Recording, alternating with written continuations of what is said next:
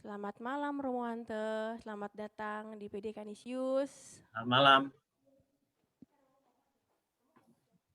Baik, terima kasih Monica. Iya. Apakah didengar dengan baik? Dengar, Selamat malam Romo. semuanya. Malam Sip, Romo. dengeran. Malam Romo.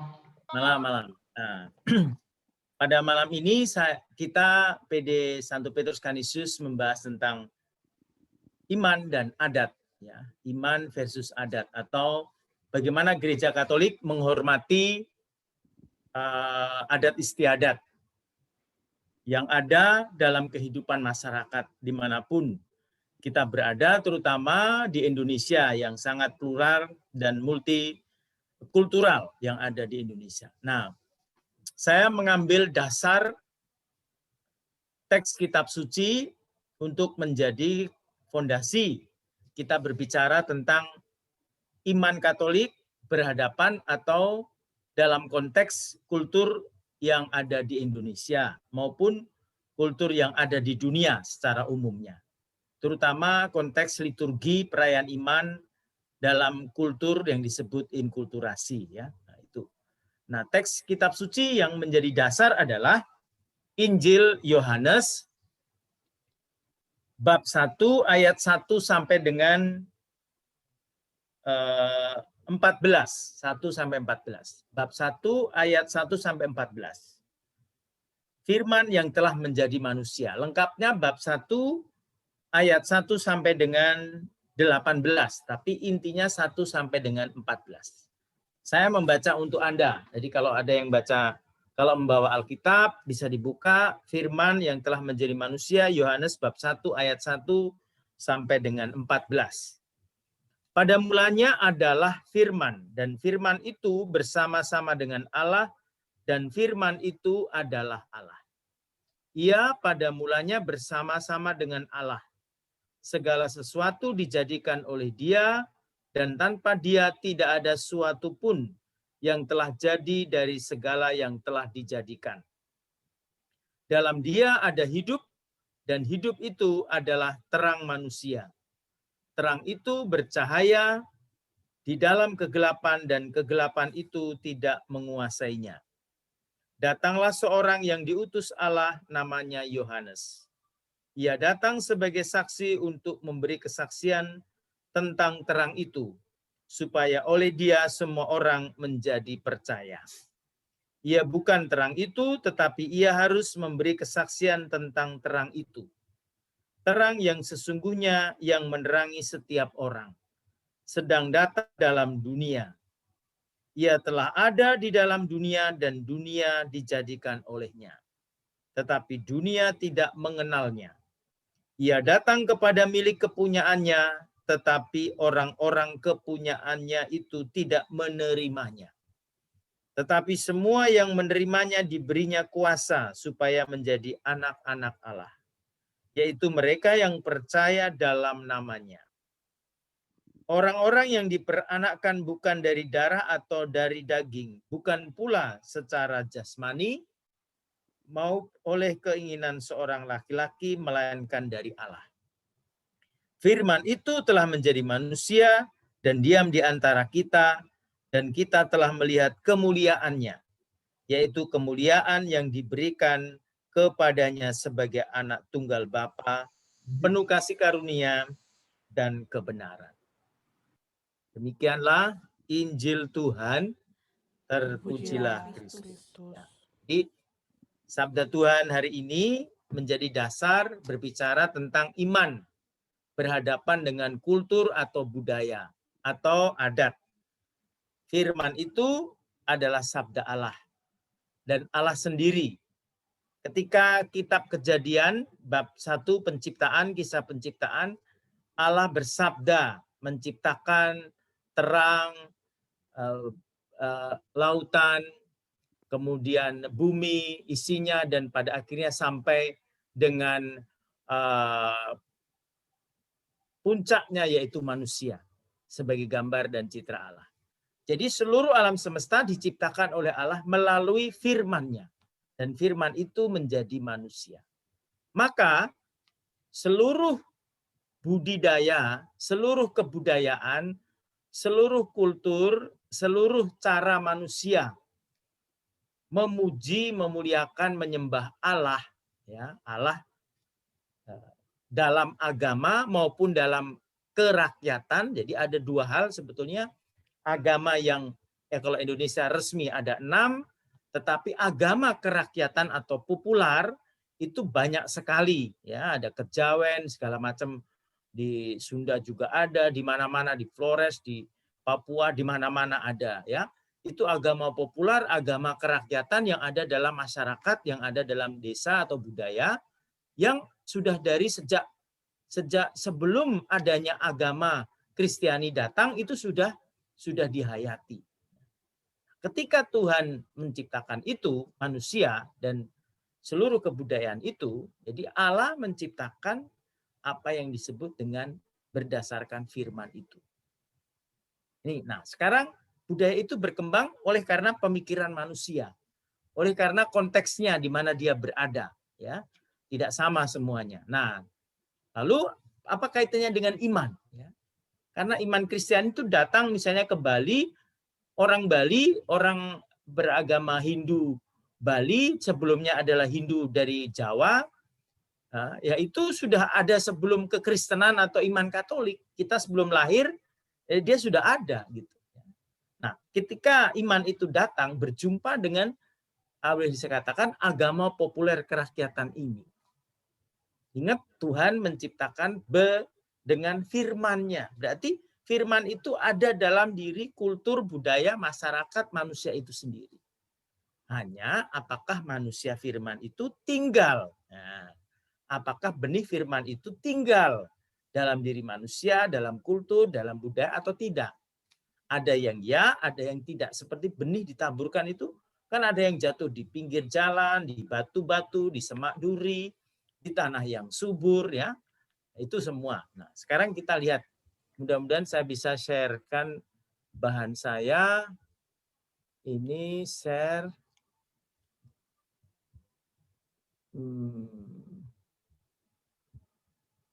Oh, lihat mana nih?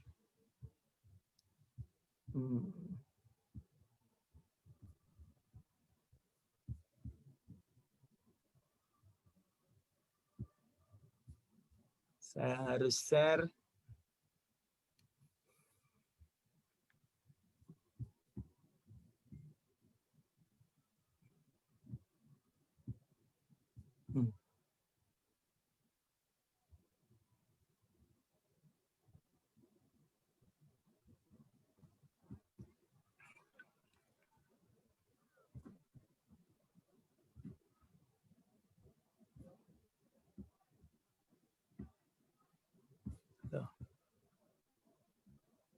Share-nya melalui new share ya? Halo?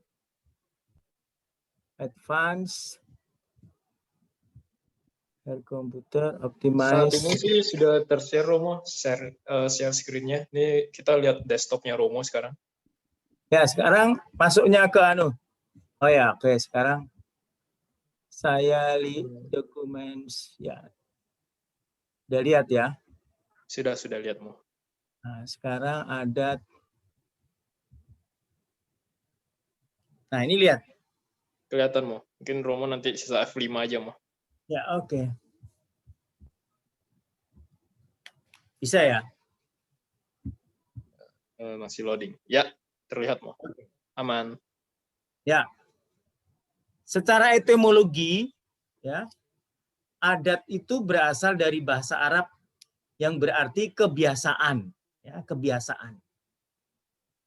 Kebiasaan itu berarti sesuatu yang boleh dikatakan yang ada dalam diri. Tadi saya katakan, jadi agama itu kalau bisa dipisahkan menjadi dua kelompok, ya, agama populer atau kerakyatan dan agama yang dianut oleh dunia, yang yaitu disebut dengan agama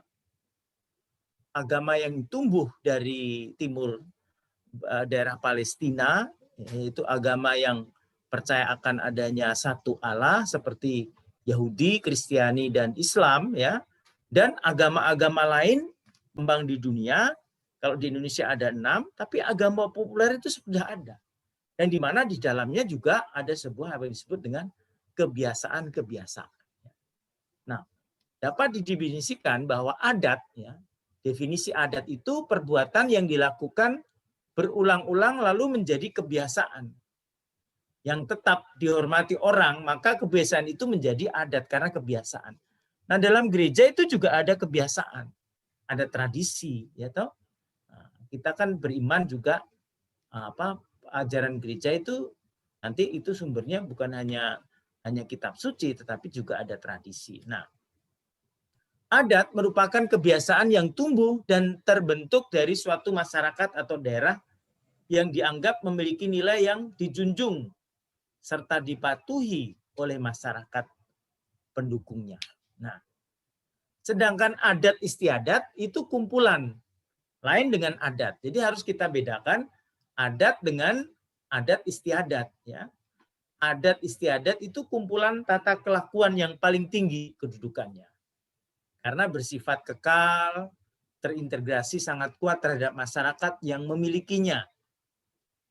Sedangkan adat istiadat itu adalah perilaku budaya dan aturan yang telah berusaha diterapkan dalam lingkungan masyarakat dari generasi ke generasi. Jadi sekali lagi adat istiadat itu kumpulan tata perilaku budaya. Ya.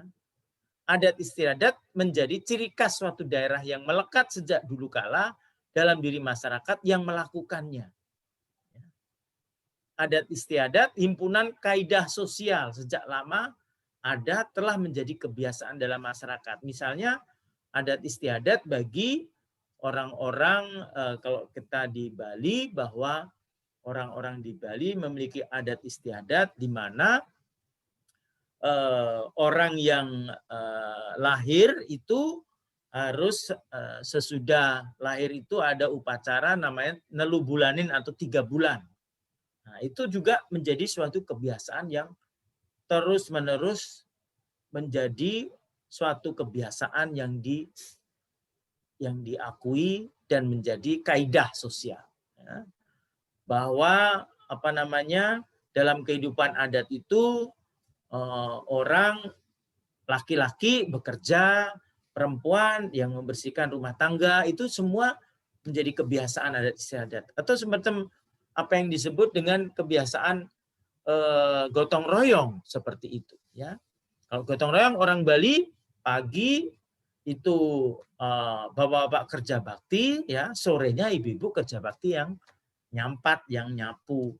Jadi orang dulu ke gereja duduk pun laki-laki tersendiri, perempuan tersendiri. Jadi sudah ada semacam pakem kebiasaan yang demikian. Ibu-ibu kumpul ibu-ibu, bapak-bapak kerja baktinya juga berbeda, ya. Itu suatu kebiasaan misalnya dilakukan di Bali, ya. Nah, menurut ahli Profesor Kuncoro Ningrat, ahli antropologi budaya, adat, ya, adalah bentuk perwujudan dari kebudayaan. Adat istiadat itu perilaku, ya, perilaku dari kebiasaan-kebiasaan dalam suatu tatanan kehidupan masyarakat, ya. Sedangkan adat perwujudan dari kebudayaan. Digambarkan sebagai sebuah tata kelakuan.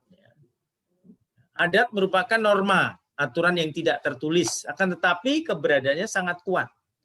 Mengikat sehingga siapa saja yang melanggarnya akan dikenakan sanksi yang cukup keras, ya, di dalam kehidupan bermasyarakat. Nah, sekarang bagaimana dengan iman? Jadi adat itu kaitannya dengan budaya, perilaku, akhlak sosial, kebiasaan yang ada di suatu masyarakat. Sekarang iman. Iman Katolik bicara apa? Ya. Nah, orang Katolik itu dalam suatu pengertian objektif menurut teologi Katolik, iman adalah keseluruhan kebenaran yang disingkapkan oleh Allah dalam kitab suci. Nah, ini dan tradisi suci yang diberikan gereja kepada manusia dalam suatu bentuk singkat dalam keyakinan-keyakinannya. Jadi orang Katolik itu adalah yang pertama orang-orang Kristen yang percaya bahwa Yesus Kristus adalah Tuhan anak Allah, 100% Allah, 100% manusia. yang turun ke dunia membawa umat manusia naik kepada Allah. Firman yang menjadi manusia dalam teks Injil Yohanes tadi, ya. Firman yang menjadi manusia. Firman itu siapa? Ya Allah sendiri yang pada mulanya bersatu dengan Allah. Kemudian menjadi manusia. Dia Allah dan juga dia manusia 100%. Ya, ini kepercayaan iman kita. Nah, hampir semua denominasi agama Protestan yang berkembang abad 15 dan seterusnya mengatakan hanya Alkitab sebagai sumber iman, sola scriptura, iman Kristiani. Tetapi tidak untuk gereja Katolik. Gereja Katolik itu percaya mengakui sumber iman itu bukan hanya dari kitab suci. Hierarki gereja Katolik menerima kitab suci sebagai dasar iman, tetapi bukan satu-satunya dasar iman ya, dari kitab suci. Tetapi juga ada hal yang lain, yaitu tradisi. Tadi saya katakan tradisi suci. Dan magisterium gereja. Jadi ada 3. Iman Katolik bersumber pada 3 hal pokok. Tradisi kitab suci, dan magisterium gereja atau ajaran dari para magister, guru gereja. Ya, misalnya Bapak Suci mengeluarkan suatu anjuran apostolik, ya, atau ajaran Konsili Vatikan II tentang bagaimana pandangan gereja dengan budaya-budaya, Gaudium et Spes, semacam itu semua adalah merupakan magisterium gereja, ajaran gereja. Ya, yang kemarin baru-baru saja Bapak Suci mengeluarkan anjuran apostolik yang berjudul Fratelli Tutti, semua adalah saudara, ya, semacam itu. Jadi 3 sumber pokok iman kita. Tradisi suci, kitab suci, magisterium gereja. Tradisi suci itu dari para rasul juga, ya, dari para rasul. Nah, sekarang sehubungan dengan tadi saya katakan bagaimana iman masuk ke dalam kebudayaan atau adat. Itu ada proses yang disebut dalam liturgi inkulturasi, ya, macam-macam, ada alkulturasi, ada adaptasi, ya, interkulturasi, segala macam. Nah, sudahlah semua. Tapi yang penting adalah bagaimana iman yang tadi katakan firman telah menjadi manusia, firman itu yang menciptakan seluruh alam semesta dan manusia dengan budayanya masuk ke dalam dunia, ya. Sudah ada benih sabda Tuhan, ya. Lalu ajaran gereja masuk, ya. Maka di situ ada prinsip berhadapan iman dengan adat atau budaya. Yang pertama adalah harus ada dan tidak dapat dihilangkan atau digantikan. Ada unsur.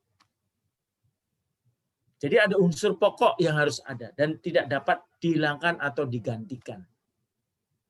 Ya, tidak boleh. Misalnya sakramen Ekaristi.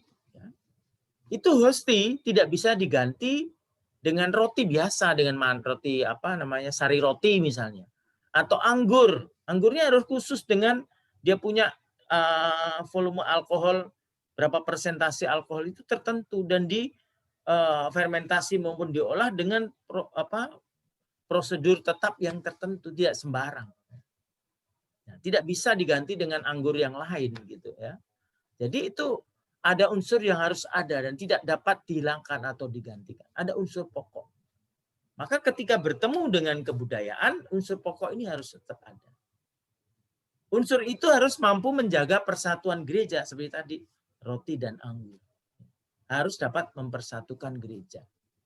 Mempertahankan, memelihara unsur, menjamin suatu tanda persatuan gereja, sebaliknya mengabaikan unsur itu akan mendorong kesatuan iman. Jadi misalnya ya kebiasaan-kebiasaan penghormatan terhadap jenazah, kemudian pembaptisan bayi, ya, terus kemudian tadi Ekaristi, ya, ini pokok-pokok adat iman bertemu dengan adat itu harus unsur-unsur yang pokok tidak boleh dihilangkan dan yang mempersatukan gereja, memelihara unsur itu untuk tanda persatuan gereja tidak boleh diabaikan.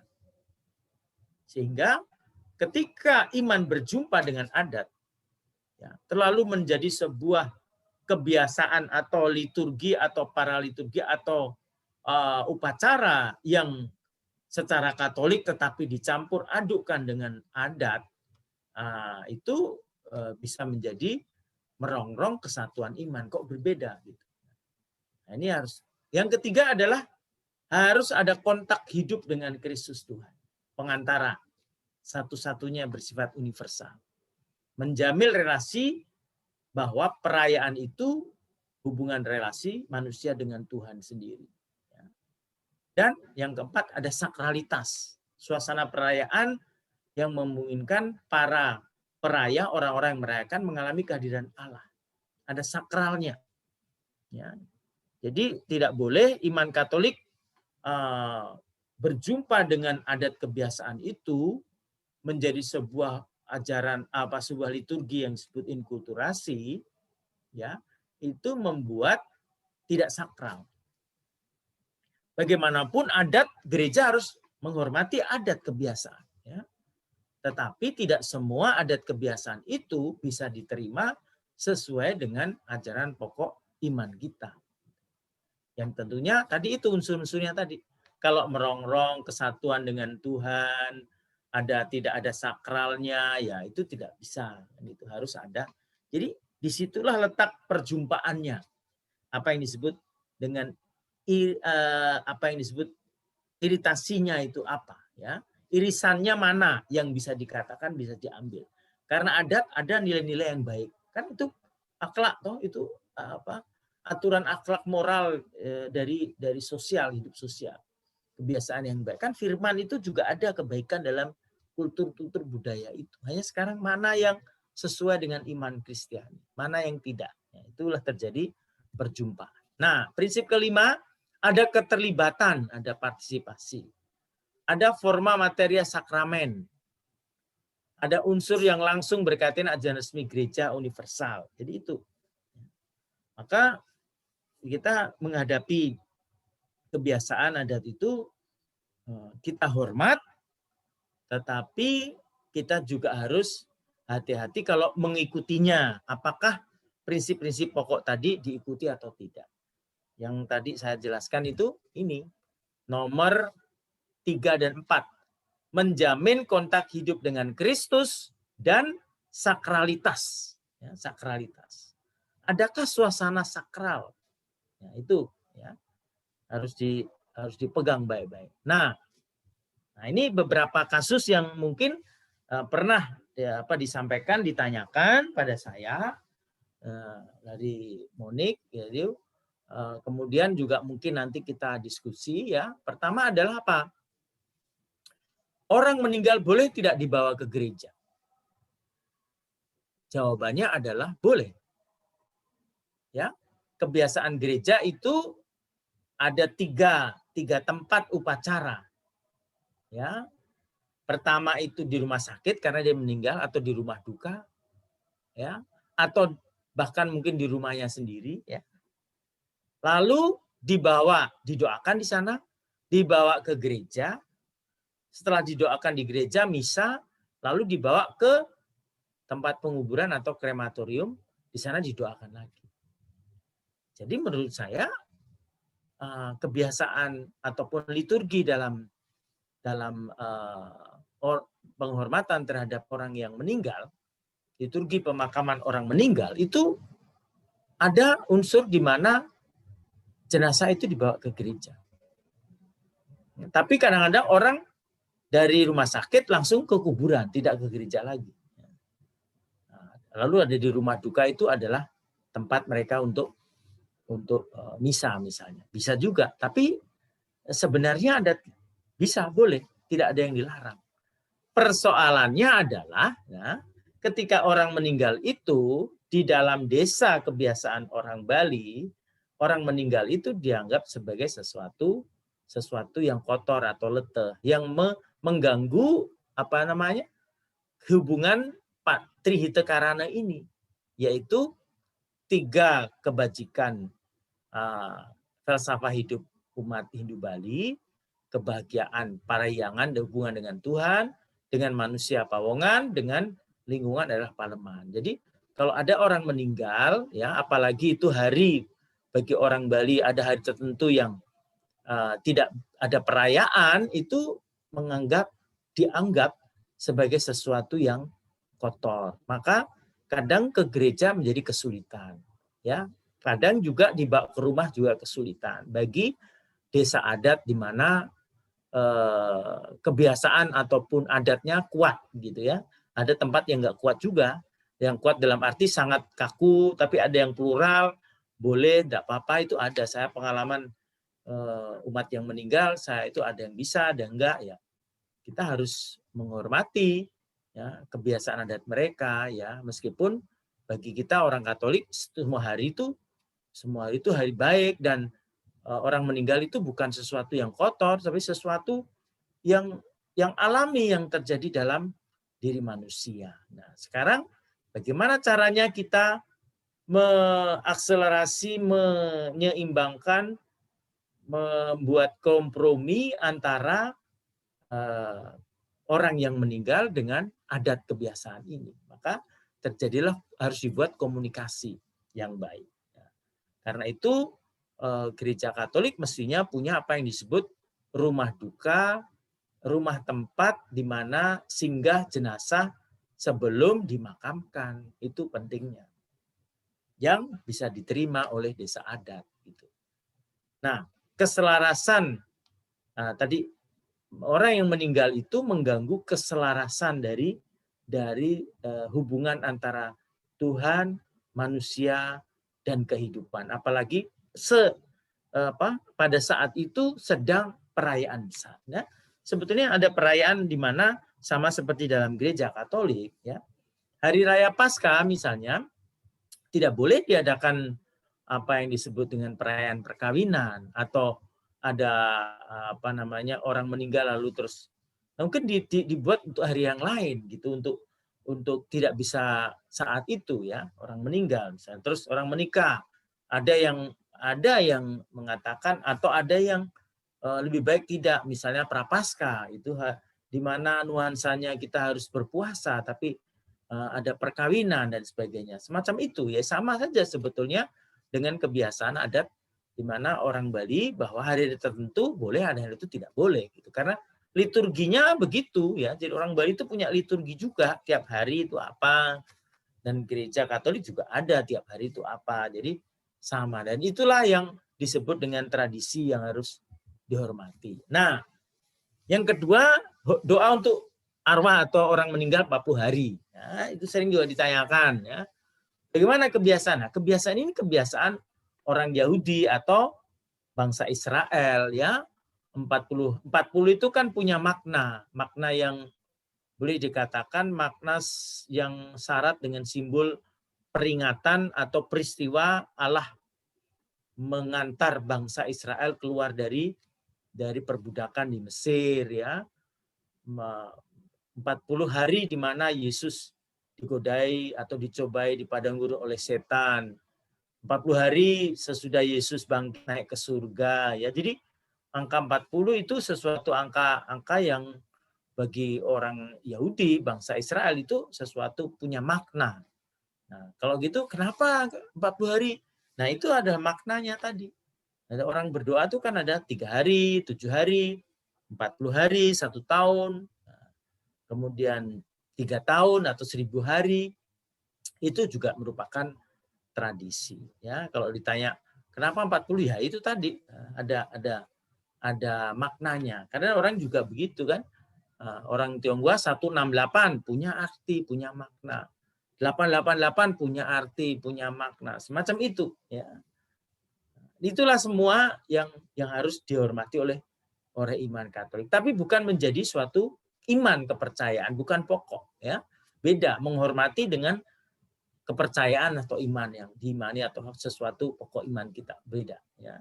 Nah, Katekismus Gereja Katolik 1030 mengatakan, siapa yang mati dalam rahmat dan dalam persahabatan dengan Allah, namun belum disucikan sepenuhnya, memang sudah pasti akan keselamatan abadinya, tetap ia masih harus menjalankan satu penyucian untuk memperoleh kekudusan yang perlu supaya dapat masuk ke dalam kegembiraan surga. Jadi 40 hari itu, ya, jiwanya harus didoakan, jiwanya harus kita mohonkan untuk supaya mendapatkan keringanan dari hukuman itu sendiri.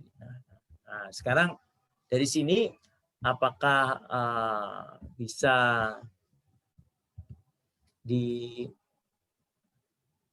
ada yang bertanya dari bagian ini. Nah, sekarang kalau yang lain misalnya tadi, misalnya kebiasaan orang Tionghoa misalnya ada misa Imlek dan ada Imlek misalnya atau segala macam atau membawa persembahan, ya, membawa persembahan dan sesuatu, ya.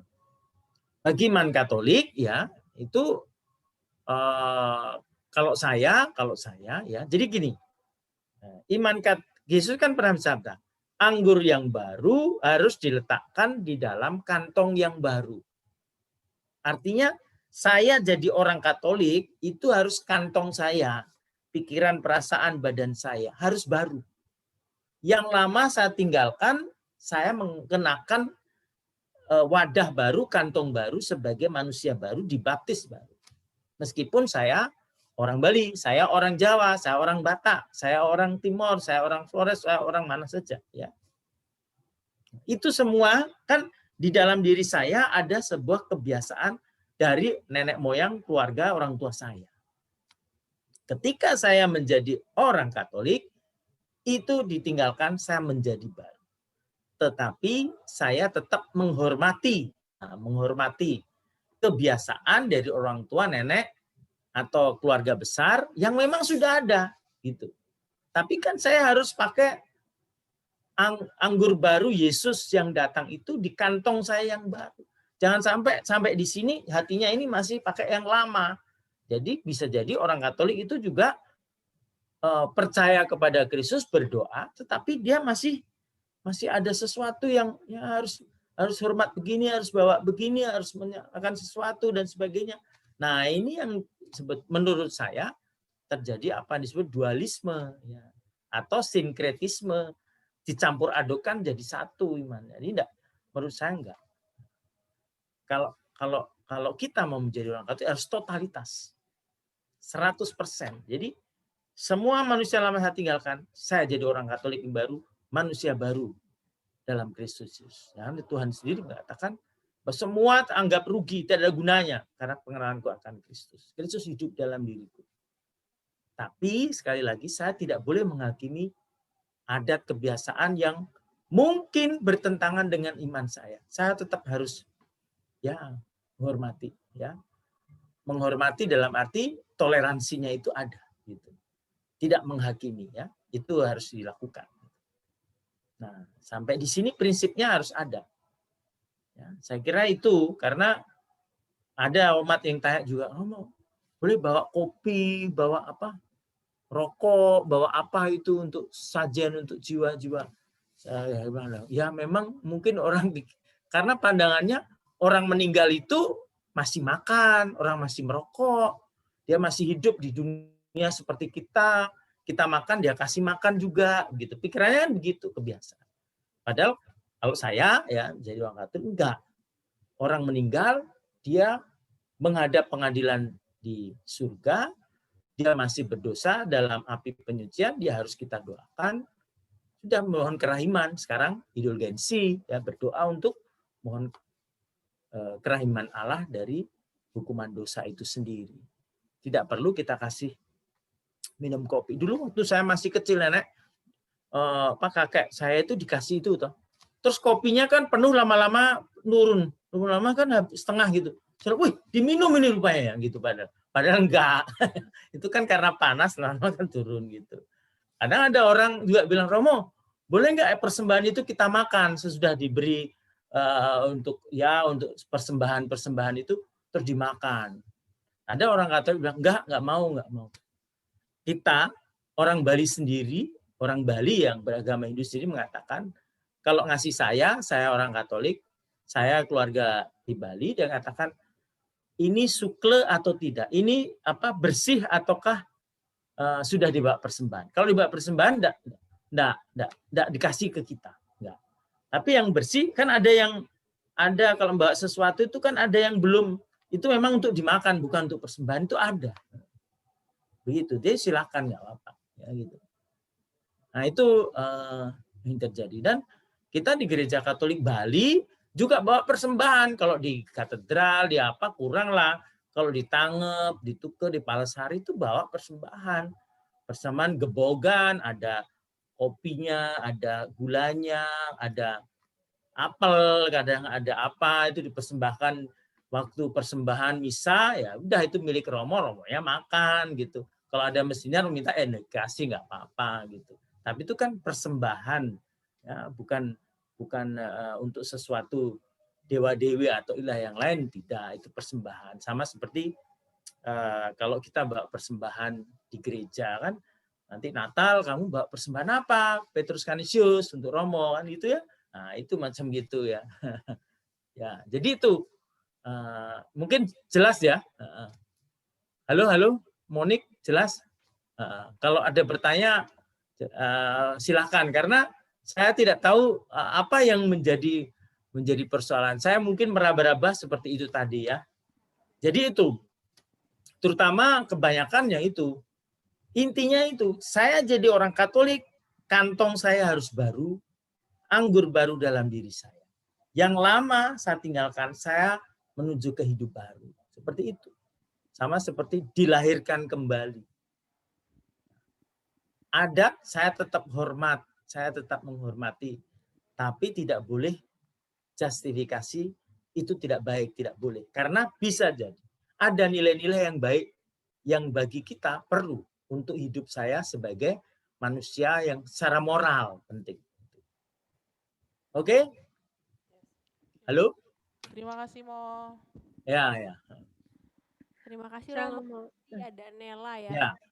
Yang mana mau ditanya? Mau kirimkan ke Nela. Romo minta tolong arwah gentayangan? dulu. Share screen-nya minta tolong matiin dulu, Mo. Stop. Matiin ya? Oke, sip. Sudah, Mo. Kembali ke Nela ya. Shalom, Romo. Selamat malam. Nah, ini aku udah kumpulin beberapa pertanyaan dari teman-teman nih. Yang pertama, mau mengklarifikasi aja. Kalau tadi kan dibilang yang penting kita harus meninggalkan gitu kan. Cuma aku kasih contoh nih, misalkan kita sembahyang pakai dupa, tapi tetap berdoanya berdoa ke Tuhan, tetap dalam hati kita dan pikiran kita tetap ke Tuhan, tapi kita pakai dupa karena itu tradisi keluarga misalkan gitu. Yang keluarga lain semuanya pakai dupa. Kalau kayak gitu apa boleh atau enggak gitu, Bu?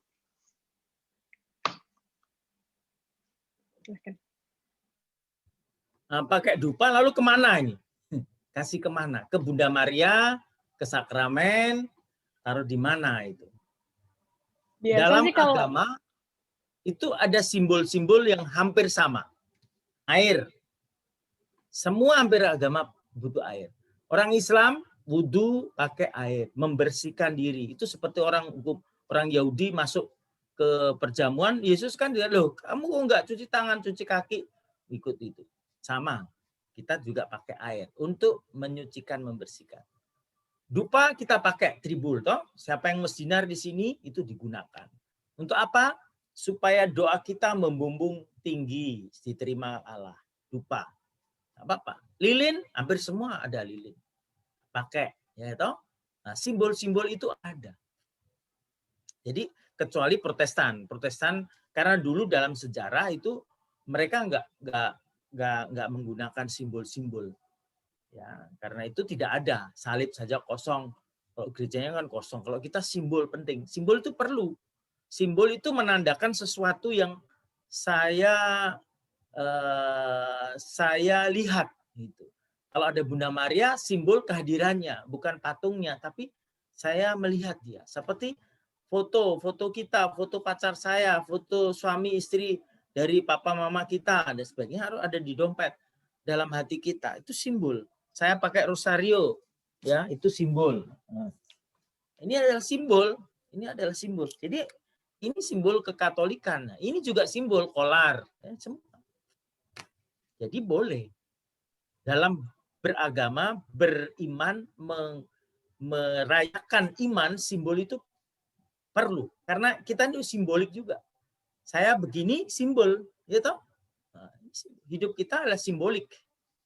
Begitu. Jadi Anda pakai dupa berdoa boleh nggak apa-apa. Tapi masalahnya dupa ini untuk apa gitu. Kalau untuk gini Romo nggak apa-apa, memang tradisi liturgi gereja. Tapi simbolnya untuk apa ini begini? Untuk siapa itu? Nah, itu penting kan? Sedikit tambahan Mo, kalau biasa kita di Chinese itu kita pakai dupa, kita taruh di depan foto leluhur kita yang udah meninggal. Nah, sampai di situ biasa kita namanya pai-pai gitulah ya. Nah, di situ itu apakah boleh, Mo? Tujuannya apa? Misalnya ada maksudnya nggak?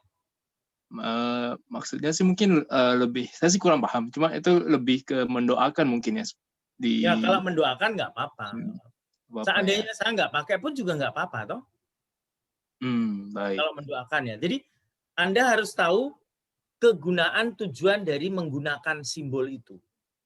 Garam misalnya. Saya tahu, Romo, garam digunakan untuk apa? Mengusir kuasa kejahatan. Seperti dulu Nabi Elisa menggunakan garam dicampur dengan air untuk menyucikan. Seperti itu kan. Kalau kita ular, kita camping kasih garam dari dulu. Garam itu bagus.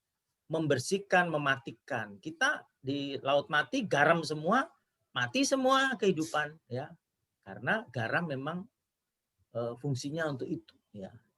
Juga fungsinya untuk mengenakkan garam. Ya. Jadi itu fungsi-fungsi. Nah sekarang Anda harus tahu kegunaannya apa. Menggunakan dupa, meletakkan di mana, berdoa di mana, itu harus tahu gini, supaya nggak bertentangan dengan iman kita. Kalau itu tujuannya baik, nggak apa-apa. Nah, tujuannya baik nggak apa-apa. Karena itu simbol juga, ya, menggunakan itu. Hanya itu tadi Anda harus tahu maksudnya apa, ya. Jadi tradisi itu harus saya kira ada nilainya. Benar nggak, ya? Jadi saya tidak hanya ikut-ikut gitu loh, tapi tak tahu. Mau tambahan dikit, mau. Tadi kan Romo bilang ada apa? Kalau selama tujuannya itu baik, nggak apa-apa. Emang ada yang tujuannya buruk, mau kayak gimana gitu contohnya, mau? Maksudnya gini, tujuan baik adalah itu ada nilai-nilai yang memang sesuai dengan iman kita. Tapi kan ada yang nggak baik. Misalnya saya menaruh sesajen sesuatu, ya. Terlalu terus saya sepertinya saya menyembah atau saya percaya bahwa dengan meletakkan di sini saya minta sesuatu, saya dapat sesuatu. Ya kan? Nah, misalnya untuk orang meninggal misalnya, ya. Padahal kita percaya orang meninggal dia menghadap Allah Bapa dalam pengadilan dengan Allah. Kita harus berdoa bukan meminta, ya. Kita harus mendoakan, memohon kerahiman gitu. Tidak perlu lagi diberi sesuatu, justru kita berdoa. Kan ada juga sesuatu yang kebiasaan yang mungkin bagi saya, mohon maaf, mungkin kalau dia lihat ya tradisi itu bertentangan karena memboroskan. Ya, biayanya tinggi, ya toh, harus begini, harus begitu, harus begini segala macam. Kadang-kadang tidak sesuai dengan ekonomi dari sebuah keluarga atau umat, dan semua orang belum tentu bisa. Gitu.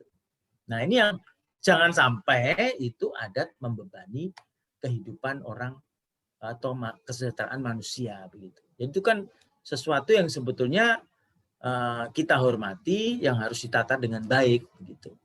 Dan itu ada juga. Nah, yang tentang perkawinan juga ada kan itu ya, Merapu di Sumba ya toh.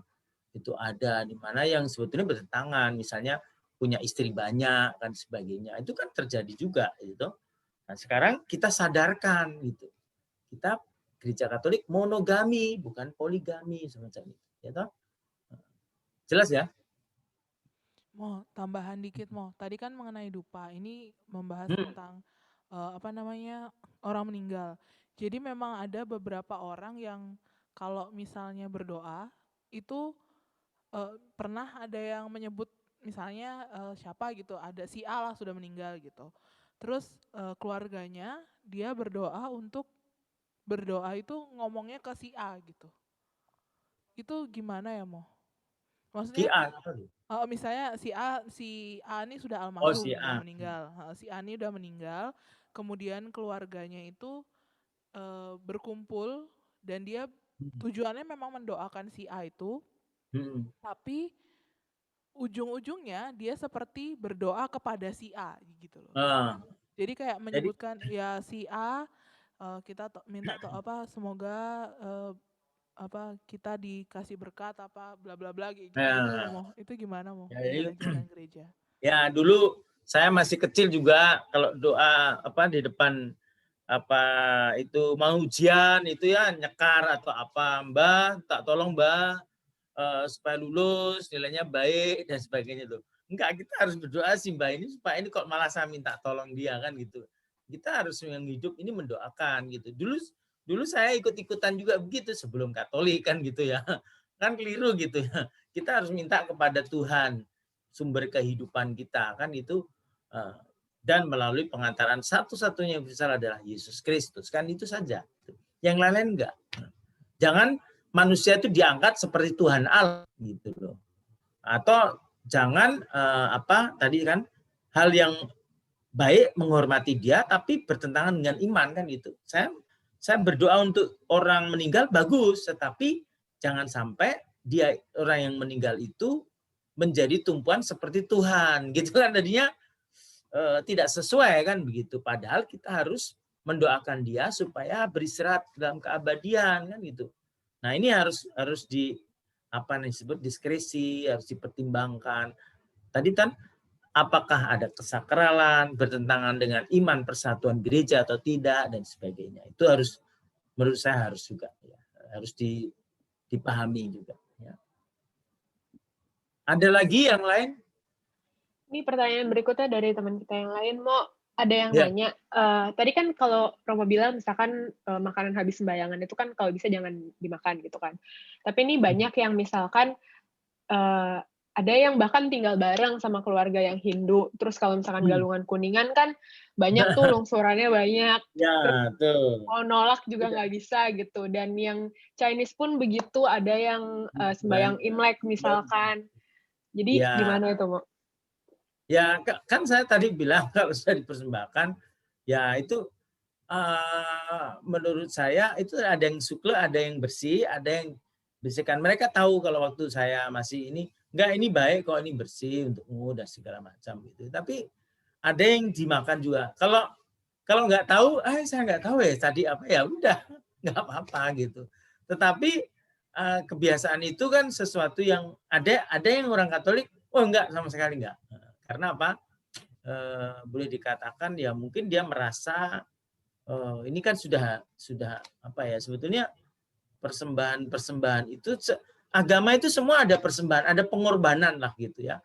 Dulu Ishak dipersembahkan ya, itu juga adalah merupakan suatu persembahan lalu diganti dengan kurban. Jadi kurban itu seperti silih dosa, dan sekarang persembahan itu juga semacam silih atas dosa kemudian kepada Tuhan. Jadi kalau Yesus bilang, saya nggak lihat persembahanmu, tapi saya melihat hatimu, ya, itu kan gitu, belas kasihmu ya, daripada persembahan yang kau berikan. Ada yang korban sapi, kambing, ayam, segala macam lah, ada buah-buahan itu dan segala macamnya. Kalau menurut saya ya yang dimakan, kalau terlanjur dimakan sih ya udah nggak apa-apa. Sebetulnya dari sisi kesehatan juga, tapi begini, kadang-kadang itu kan ditaruh di jalan, di mana apa sekarang itu kan juga nggak tahu itu sudah dimakan anjing atau apa, nggak tahu dah sebagainya kan gitu. Kalau yang bersih kita kenapa enggak gitu. Saya kira itu gitu. Jadi tiap orang punya, tapi ajaran gereja melihat bahwa sesuatu yang bersih, bahan persembahan itu klien ya di dalam gereja Katolik ya. Kalau tidak agama-agama lain itu kan ada sesuatu yang tidak sesuai dengan iman kita kan gitu. Jadi harus dipahami. Tapi kalau udah terlanjur ya ini. Kalau kita temennya sama-sama agama Hindu gimana ini? Ya enggak, terima kasih gitu.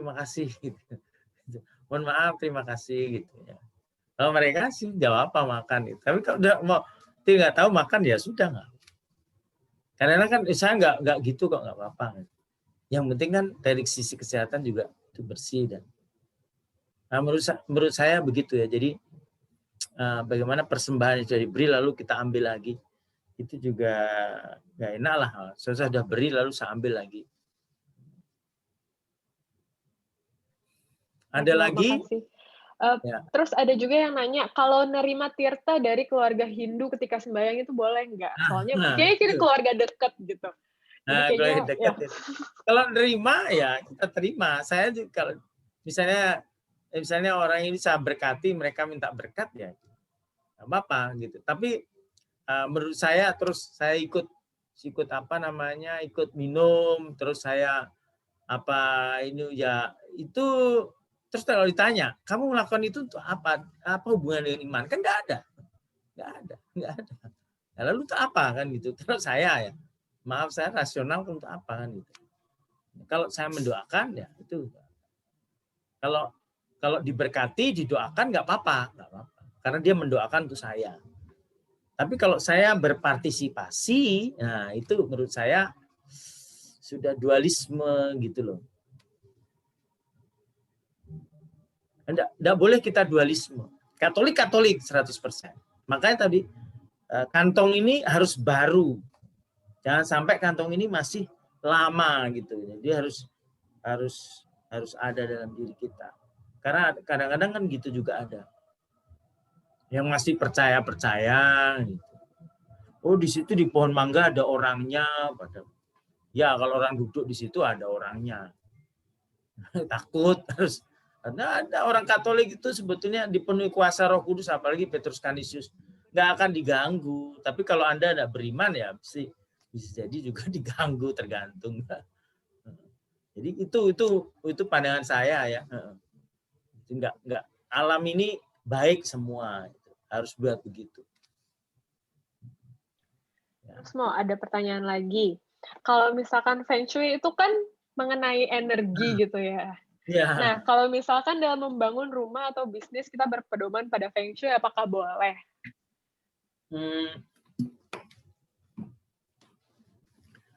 Kalau saya rasional saja. Saya yakin Feng Shui itu kan juga ada dasarnya. Tapi kalau orang bilang, oh ini bikin toko tusuk sate nggak laku. Apa maksudnya tusuk sate nggak laku? Hubungannya apa itu? Harus dijelasin itu ya. Apa hubungan kenapa sate tusuk? Memang kalau sate itu harus ditusuk, kalau enggak sate namanya. Nah, yang mana itu maksud saya tusuk sate itu kan gitu. Ya saya coba nanti ini Monica beli sate yang mana tusuk satenya itu, apakah langsung tek kena di situ? Nah, mungkin maksudnya kalau parkir susah kan gitu ya.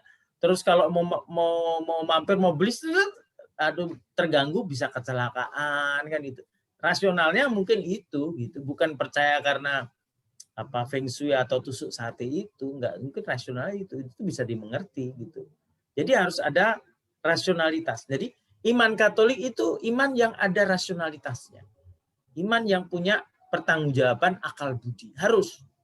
Ya.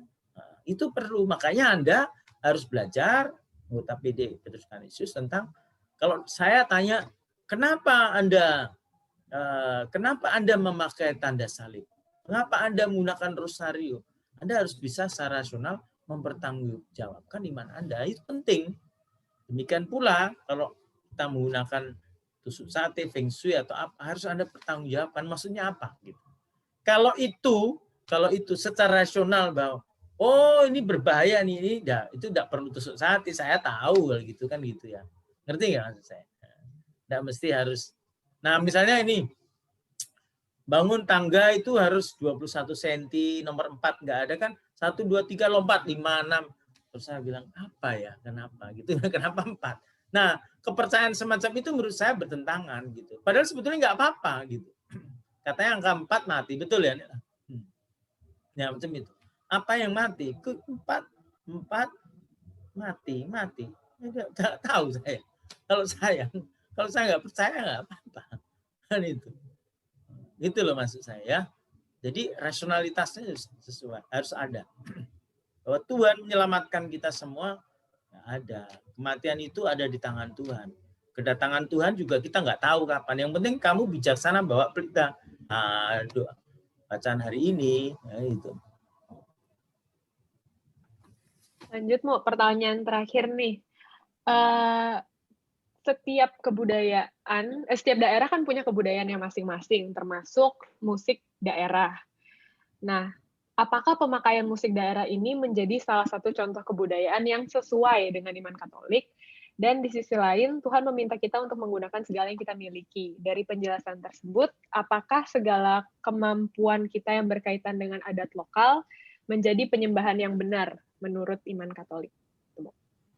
Nah, kalau musik budaya itu menurut saya, jadi musik itu adalah sebuah hasil dari karya manusia yang kegunaannya ya untuk bernyanyi kalau dalam rangka perayaan iman, liturgi, memuliakan Tuhan. Jadi boleh saja, nggak apa-apa. Menurut saya nggak apa-apa. Tetapi dalam liturgi gereja itu menurut saya nggak bisa musik dangdut koplo masuk di dalam liturgi gereja pas persembahan. Nah, ini nggak boleh. Nggak bisa. Tetapi kalau musik itu untuk memuliakan Tuhan, seperti persekutuan doa dengan lagu yang sesuai, isinya sesuai apa, ya boleh, nggak apa-apa. Kalau instrumennya bagus, materinya bagus, isinya bagus, tidak apa-apa. Tapi kalau ngomong liturgi itu ada pakemnya. Pada apa namanya normanya yang tidak bisa diganggu. Gitu. Sedangkan untuk nyanyi-nyanyi biasa nggak apa-apa, boleh nggak apa-apa. Yang penting itu isinya itu ya kalau tadi ada lagu itu isinya itu sesuai nggak dengan iman kita. Nah kayak saya dengar BPK Denpasar itu punya pengarang-pengarang musik segala macam. Coba kita lihat isinya nanti kita berani untuk dipopulerkan supaya diberikan lisensi bisa menjadi kasana. Karena kita PD ini kalau saya tanya lagu-lagunya banyak yang bukan nada Katolik gitu loh. Isinya kebayangan kita ambil dari Protestan, dari tempat lain yang mungkin perlu kita sendiri punya gitu. Ini yang masih kurang gitu. Sedangkan musik yang lain untuk apa?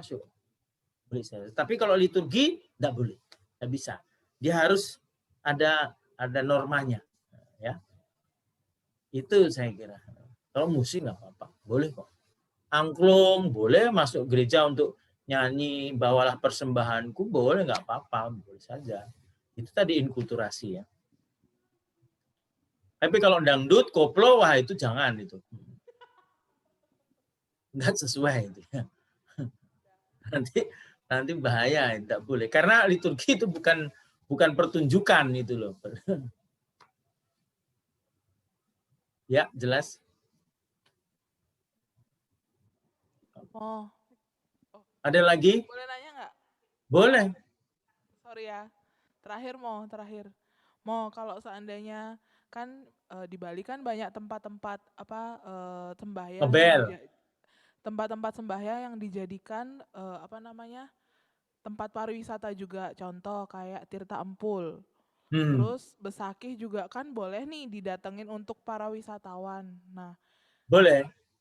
Nah, misalnya contoh nih kita mandi ke Tirta Empul. Di situ diarahkan kalau kita harus berdoa, misalnya kayak gitu mau. Terus kita doanya gimana mau? Ya doa secara Katolik juga nggak apa-apa. Oh gitu. Masa kita di depan Tirta langsung atas nama Bapak gitu? Iya nggak apa. Terus di Besakih juga kan gitu mau kadang. Orang mandi, kamu mandi nggak atas nama Bapak? Enggak, makan? Iya. Mandi nggak? Enggak. Emang biasa.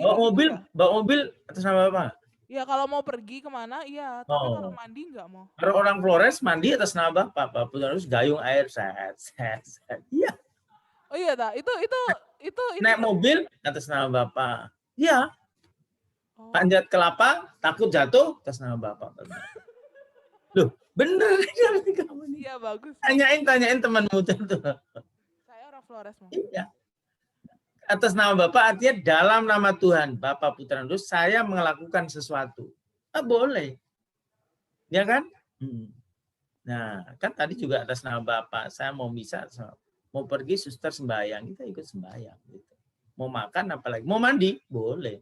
Berarti Coba nanti besok mandi atas nama Bapak ya. ya Mo. Berarti kalau misalnya kita diajak misalnya diajak jalan-jalan ke Besakih misalnya Mo. Ah, Terus kita sembahyang di situ kan berarti kan mengikuti tradisinya mereka toh Mo. Itu nggak apa-apa toh, disuruh Mo? mandi.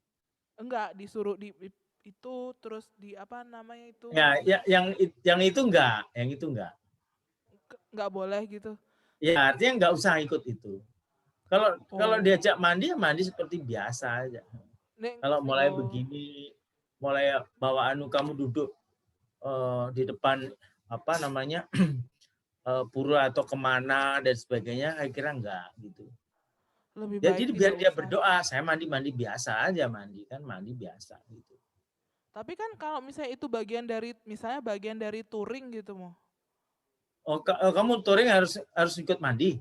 Enggak, maksudnya misalnya nih kita Ya, ke sana bisa diajak diajak apa namanya? Kalau touring apakah semua harus ikut mengikuti begitu? Kan enggak. Kan gini, kalau menurut saya ya, tidak semua upacara dalam agama Hindu itu orang bukan Hindu ikut, tidak boleh. Hanya untuk mereka saja. Bahkan angkat barong atau apa segala macam itu sebetulnya kita ini dianggap sebagai tamiu, sebagai tamu.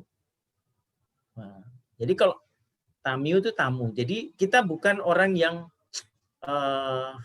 warga yang menyungsung pura mereka begitu.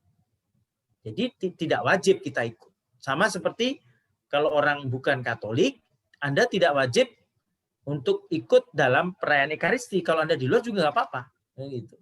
Anda tidak apa-apa, karena Anda dia adalah tamiu gitu. Atau ikut suka duka, Anda tidak apa-apa, karena Anda adalah orang luar bukan anggota gereja kan gitu. Demikian pula Anda gitu. Jadi juga kita harus hati-hati. Ada yang terbuka boleh ikut segala, tapi ada yang enggak. Enggak, ini hanya khusus untuk mereka gitu. Supaya saya tidak dianggap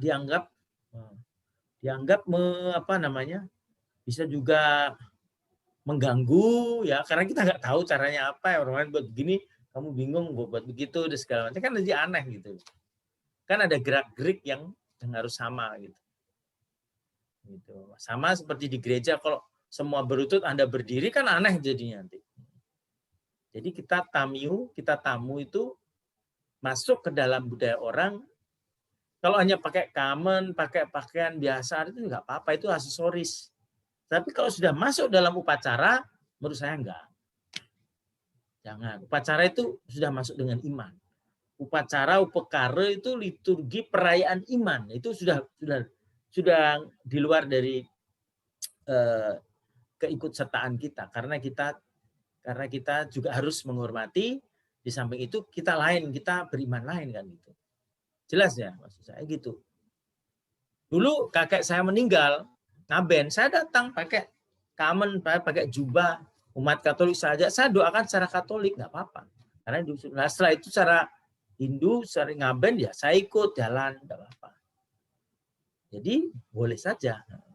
Tetapi ketika upacara dengan mereka, ini kan mereka lakukan, kita ya, melihat atau ikut berbayang dalam hati kan begitu. Jadi harus punya diskresi dalam melihat kebiasaan adat yang mungkin ada sesuatu yang tidak sesuai dengan iman dalam gereja Katolik. Kalau nilai-nilai yang pasti ada nilai-nilai yang baik yang harus kita gotong royong, nilai-nilai misalnya saling menghormati, itu kerja bersama. Ya kita ambil itu yang baik, harus kita lakukan. Itu yang enkulturasi begitu.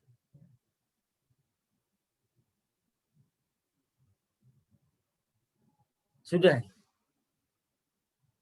Saya bagaimana? Ada terakhir kayaknya Romo dari Ada Mila mau lagi nih, pertanyaan terakhir yang baru masuk. Ada nih terakhir, ada teman kita Kalau orang Katolik kejauhan itu gimana ya, Mo? Temennya kejauhan kok bisa jadi pawang hujan? Itu dari Orang Tuhan Katolik, ketiganya gitu. Iya. Katolik kejawen. Oh iya, kejauhan. Ya, oke. Nah, kalau Itu gimana, Katolik ya termasuk Katolik. dualisme atau Ya, kalau Katolik Katolik, jangan kejawen gitu. Kalau pawang ya itu bisa juga ada karunia atau ya bisa juga tadi dualisme bisa juga itu ya. Jadi macam percaya kepada sesuatu, meletakkan apa harus apakah di tanah dan segala macam pakai dupa atau apa. Sembahyang itu biasa gitu. Kalau memang apa itu tadi tidak boleh dualisme. Kita anggur baru di kantong atau kerbat yang baru, itu aja. Itu prinsipnya ya. Nanti bertentangan dalam diri nanti. Bisa terjadi bentrok dalam secara psikis. Oke? Oke, Romo, terima Ya. kasih. Terima kasih, mungkin Romo bisa bantu tutup dengan doa. Sekarang? Doa. Oke.